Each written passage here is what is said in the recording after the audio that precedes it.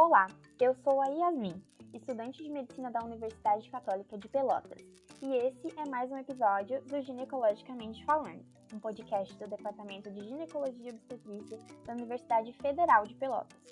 Temos como objetivo abordar temas importantes na área da ginecologia e obstetrícia e no dia a dia da saúde feminina, trazendo conteúdo semanal de qualidade de uma forma simples e divertida. E hoje a gente vai tratar de um assunto muito interessante: automedicação para emagrecer. A obesidade é uma doença na qual a pessoa sofre um acúmulo de gordura no corpo causado principalmente pelo consumo de calorias na alimentação superior ao valor utilizado pelo organismo. De acordo com a Organização Mundial da Saúde, a obesidade é uma doença crônica e há alguns anos tem se demonstrado se tratar de uma pandemia. Para se ter uma ideia, no Brasil, cerca de 20% da população tem obesidade, sendo que este índice é mais alto entre mulheres do que entre homens. Sabemos que a obesidade está relacionada a uma série de comorbidades e que, inclusive, por uma pressão social, uma grande parte das mulheres estão em constante briga com a balança, lançando mão para uma perda de peso de diversos tratamentos, inclusive por conta própria ou sem acompanhamento médico, e até usam fórmulas e que se dizem milagrosas que são vendidas na internet. Sabemos que esse é um assunto muito polêmico, devido à proibição de comercialização de emagrecedores, e por isso a gente decidiu trazer esse tema para esclarecer algumas dúvidas sobre indicação da utilização, quais profissionais a gente deve procurar quando se precisa emagrecer e quais os danos que esses tipos de medicamentos podem causar na saúde. Para isso, hoje a gente está com uma convidada maravilhosa que já pode pedir música aqui no podcast, a doutora Letícia, que é graduada em Medicina pela Universidade Federal do Rio Grande do Sul, internista e endocrinologista pelo Hospital de Clínicas de Porto Alegre, doutora em endocrinologia pela Universidade Federal do Rio Grande do Sul, professora do curso de Medicina da Universidade Católica de Pelotas, médica EBSHER, é isso, professora? É médica da IBSER do Hospital Escola, isso aí. Médica do EBSHER do Hospital Escola da UFPEL, preceptora da residência médica em endocrinologia na Universidade Federal de Pelotas e membro da diretoria da Sociedade Brasileira de Endocrinologia do Rio Grande do Sul, 2021 a 2022. Doutora, muito obrigada por participar desse episódio. É uma honra recebê-la novamente aqui no nosso podcast. É uma honra para mim poder conversar mais uma vez com vocês e poder esclarecer, algumas situações tão comuns, no dia a dia do ginecologista, da endocrinologista, sobre o tratamento da perda de peso, o tratamento da obesidade. Então, acho que vai ser muito produtiva essa nossa conversa de hoje. Perfeito. Então, vamos lá, professora, vamos começar. Como que você acha que a gente pode definir a obesidade? Então, a obesidade ela tem critérios definidos através da relação do peso com a altura, que é o índice de massa corporal. Então, quando a gente realiza esse cálculo, se o valor dá superior a 30 quilogramas por metro quadrado, a gente sabe que o paciente tem obesidade. A obesidade grau 1, se 30 a 34,9, obesidade grau 2, se 35 até 39,9 e obesidade grau 3, se acima de 40. Lembrando que a gente também tem a situação do sobrepeso, que é quando essa relação do índice de massa corporal fica entre 25 e 29,9. E, professora, qual seria o ideal de peso, o índice de massa corporal que a pessoa deve se manter? Isso, então o peso ideal ele depende da altura da pessoa, ele depende então desse índice de massa corporal. Então, como regra, a gente define que o índice de massa corporal ele deve ficar entre 18,5 e 24,9, já que eu comentei anteriormente que acima de 25 já é sobrepeso, Então, esse cálculo do índice de massa corporal vai nos dizer o peso ideal para cada paciente. As principais causas do aumento de peso são mesmo a ingestão calórica maior que o gasto calórico? Existem outras causas para isso? Sim, a causa do aumento de peso é a ingestão calórica acima do ideal. O que acontece? Existem outras causas no sentido de que existem pessoas que gastam menos através do sedentarismo, existem alguns distúrbios genéticos raros que predispõem a uma maior alimentação, mas a verdade é que, independente de fatores associados, o aumento de peso ele vai vir se a pessoa se alimentar com mais calorias do que ela vai gastar. Então, sim, a resposta para essa pergunta é a ingestão calórica excessiva é a responsável pelo ganho de peso. Ótimo.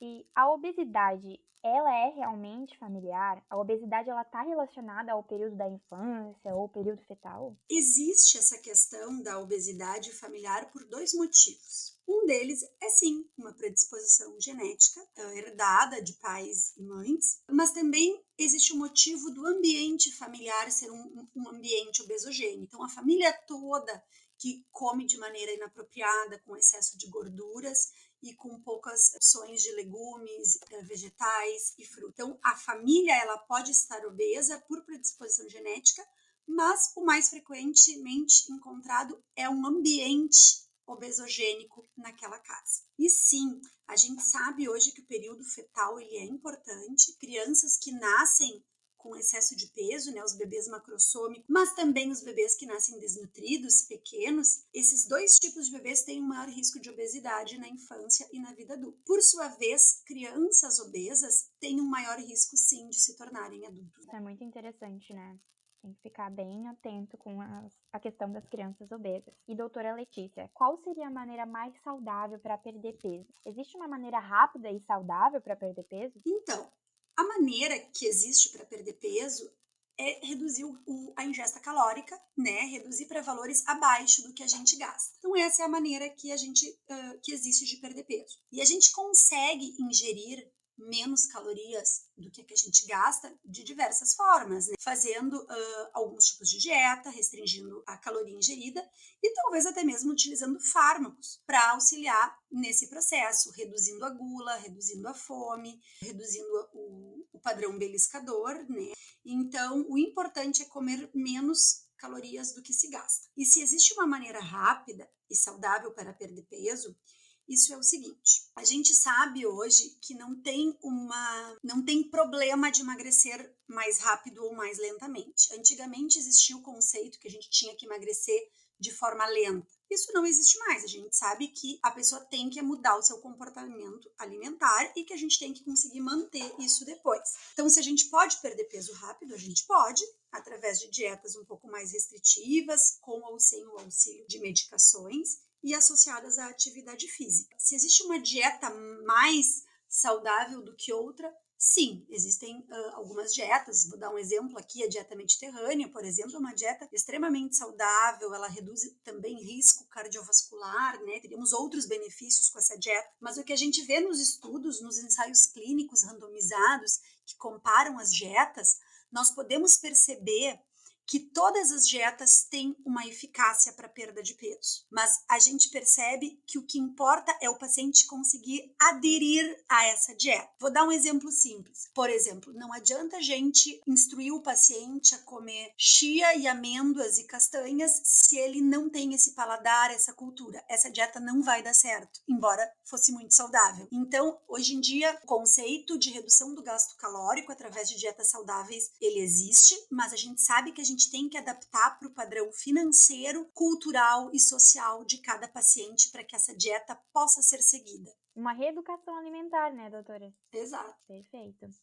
E sobre aquele efeito sanfona que a gente conhece, por que acontece esse tal efeito? Então, quando a gente perde peso, o corpo, de forma simples, né, para explicar, seria que o corpo tende a voltar para aquele peso anterior. Então, digamos que uma pessoa de 100 quilos emagrece a 70 quilos. O corpo tem uma tendência a voltar para os 100 quilos, né? A gente sabe que a gente vai diminuir hormônios da saciedade, como a leptina, a gente também vai aumentar hormônios da fome, como a grelina. Então, existem, sim, mecanismos que o corpo utiliza para voltar para o peso anterior. Também existem questões comportamentais que o paciente volta a comer de forma inapropriada. Às vezes ele acredita que ele chegou no peso e agora ele pode comer tudo, o que está errado. Então, o efeito sanfona ele existe porque há essa tendência a recuperar peso.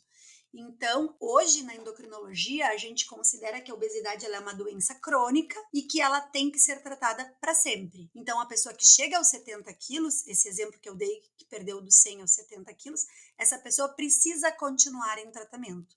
Agora, então, para manter o peso. E precisa ficar algum tempo específico naquele peso para manter? Existem alguns estudos que tentam avaliar isso. Tem um estudo tradicional no New England que tentou avaliar por 1 ano após perder o peso. E mesmo assim ainda havia um desbalanço hormonal tentando voltar para o peso anterior. Então a gente não tem uma resposta exata de quanto tempo eu preciso ficar no meu peso magro para que o meu corpo reacostume com esse peso. Mas sim, a verdade é que o corpo vai tender a voltar para o peso anterior e a gente não sabe exatamente por quanto tempo ele vai tentar fazer esse processo. E porque quanto mais idade a gente tem, mais a gente ganha peso e mais dificuldade para emagrecer a gente tem. Isso é uma questão metabólica. Quanto mais velho a gente fica, existe uma tendência da redução do gasto energético basal, né? E aí as calorias ingeridas acabam ficando acima desse peso perdido, desse peso. O metabolismo gasta menos do que a gente está ingerindo. Então é por isso que quando a gente acaba ficando mais velho, há uma tendência ao acúmulo de peso corporal. Perfeito. E quanto às medidas comportamentais que você estava falando, dieta, atividade física, quando elas não são suficientes, o que pode ser utilizado para ajudar como medicação? Certo. Então, primeiramente, assim, quando uma dieta não é suficiente, a gente pode tentar outro tipo de dieta. A ideia é tentar mais de um tipo de mudança alimentar. Mas se quando mesmo isso não é suficiente, a gente tem hoje opções seguras para ajudar, né, farmacológicas para ajudar na perda de peso. A gente utiliza tanto medicamentos para ajudar na ansiedade, na compulsão alimentar, quanto medicamentos para reduzir a fome. Exemplos de remédios para reduzir a fome, a gente tem a sibutramina, né, que é uma medicação em uso no Brasil, em alguns países ela não é mais utilizada, e a gente tem novas medicações como análogos de LP1, liraglutida, que o nome comercial é Saxenda, o Ozempic, que é a semaglutida, que ainda não está aprovada no Brasil para perda de peso, mas os ensaios clínicos já apontam essa medicação como uma medicação extremamente eficaz e segura para perder peso. Ela já existe no Brasil para tratamento do diabetes, mas ela pode ser usada off-label para perder peso. Nós também temos medicações que diminuem a absorção das gorduras, né, como o Orlistat. Nós temos medicações, então, para ansiedade, como os inibidores de recaptação de serotonina, remédios que diminuem a compulsão, como a bupropiona, especialmente quando associada com naltrexona. Essa combinação está chegando no Brasil também. E o topiramato. Então, temos aí um rol de medicamentos que podem nos ajudar. E é importante a gente ter uma boa anamnese com o paciente para a gente tentar entender se o padrão desse paciente é um padrão compulsivo, ou é um padrão de fome, ou é um padrão beliscador, ou ansiogênico, para tentar estabelecer qual o melhor fármaco para usar para esse nosso paciente. E às vezes, inclusive, nós precisamos combinar um pouco de cada fármaco para ter um efeito mais eficaz. E esses medicamentos são comuns na prática médica? Sim, a gente utiliza bastante porque, como tu já disseste no início, né, na introdução do podcast, cerca de 20% da população está obesa. E se a gente considerar o sobrepeso, a gente chega a níveis alarmantes de 40 a 50% da população, né, tendo sobrepeso ou obesidade. Então, sim, é muito comum a gente utilizar hoje remédios para perda de peso. E quais seriam as indicações para o uso desses tipos de medicamentos, professora? Então, a gente utiliza medicamentos quando houve falha das medidas não farmacológicas, como dieta e atividade física. Os pacientes que devem receber, então, a prescrição são aqueles pacientes com índice de massa corporal acima de 30, ou seja, os obesos, e também aqueles com sobrepeso acima do índice de massa corporal 27, quando esses pacientes já têm alguma complicação da obesidade, como, por exemplo, glicose elevada, pressão alta, colesterol alto. Então, esses pacientes a gente já pode começar a partir do índice de massa corporal de 27.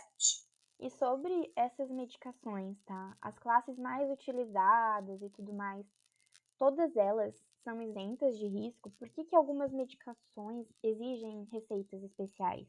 Então, assim, nenhum fármaco é isento de risco. Então, a gente tem que avaliar as contraindicações de cada fármaco. Falando da sibutramina, então, ela pode apresentar constipação, um pouco de aumento de frequência cardíaca e de pressão arterial, acarretando aumento do risco cardiovascular. Então, essa medicação ela é contraindicada a partir de 60 a 65 anos, né, pessoas mais velhas, pessoas que já têm risco cardiovascular aumentado ou que até já tiveram problemas cardiovasculares. As outras medicações, elas possuem menos contraindicações que a sibutramina, né? Então a gente consegue usar mais amplamente, mas cada caso tem que ser avaliado, visando avaliar se não há uma contraindicação. Sobre a receita especial, desculpa, que tu perguntaste.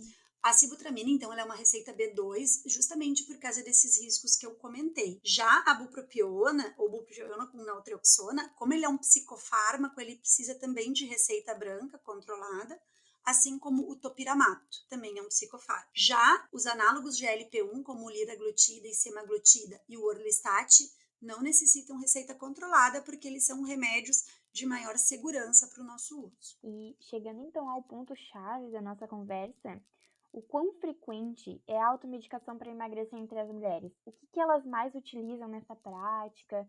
Que riscos à saúde têm essas medicações quando utilizadas sem critério ou orientação? Bom, é muito comum a automedicação para emagrecer. O que me chama muito a atenção é que às vezes as pessoas usam remédios como se fossem naturais, como se fossem homeopáticos ou como se fossem chás e considerando que isso fosse inofensivo para a saúde. E muitas vezes não é. Também a gente tem visto atualmente muitos remédios serem vendidos uma cápsula que vem pela internet ou que é vendido por agências não reguladas, às vezes é vendido de pessoa para pessoa. Isso não tem nenhuma fiscalização, porque não são remédios fiscalizados pela Anvisa ou por outras agências. Então, muitas vezes a gente nem sabe o que tem dentro daquela cápsula, se não é uma anfetamina, por exemplo, com alto risco cardiovascular, né, para infarto, AVC e arritmias. Então, é muito comum a automedicação. E muitas vezes esses fármacos, eles são comercializados como se fossem naturais. E a gente sabe que muitas vezes não são. Verdade, professora. Alguma medicação para emagrecer pode viciar? O que acontece? Os remédios, eles não viciam, eles não causam dependência, tá? Isso é bem importante. Mas muitas vezes, vou voltar ao paciente que tinha 100 quilos e perdeu até 70 quilos. Se a gente suspende a medicação, principalmente se a gente suspende de forma abrupta, a fome pode voltar, a gula pode voltar e fazer com que o paciente volte a comer de forma inapropriada. E aí ele ganha peso novamente e ele fica com uma impressão que ele estava dependente ou viciado no remédio. Mas eu volto a explicar, hoje nós consideramos a obesidade como uma situação crônica que tem que ter um tratamento a longo prazo. Então, a gente não deve encarar um paciente obeso como chegou dos 100 aos 70 quilos e agora podemos suspender tudo. Esse conceito está errado, o paciente deve continuar em tratamento, ou farmacológico ou não farmacológico, mas o tratamento para manutenção do peso tem que continuar. Acredito que todo mundo já ouviu falar alguma vez sobre os famosos chás emagrecedores. Eles realmente funcionam, será? Ou ajudam? Inclusive, professora, a gente teve recentemente um caso de morte por insuficiência hepática de uma mulher que foi assunto na mídia nacional. Então, por isso eu pergunto, esclareça isso para nós, professora. Eles trazem algum risco realmente à saúde, algum benefício? Então, eu sempre brinco que se algum chá fizesse um super efeito no emagrecimento, a indústria farmacêutica, inteligente como é, já teria feito um fármaco desse chá. Então, o conceito que os chás emagrecem, ele não está correto.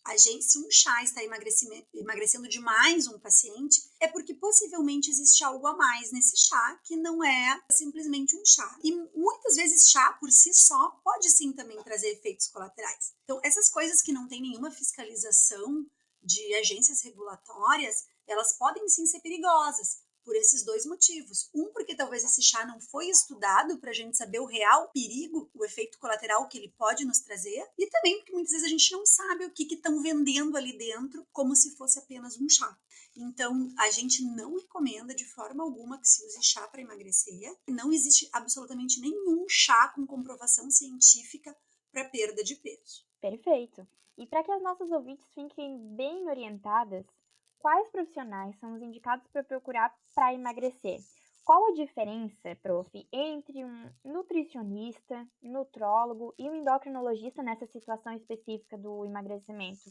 O coaching para emagrecimento, será que tem alguma fundamentação ou resultado comprovado, como também outras técnicas, né, de hipnose? Será que isso pode ajudar?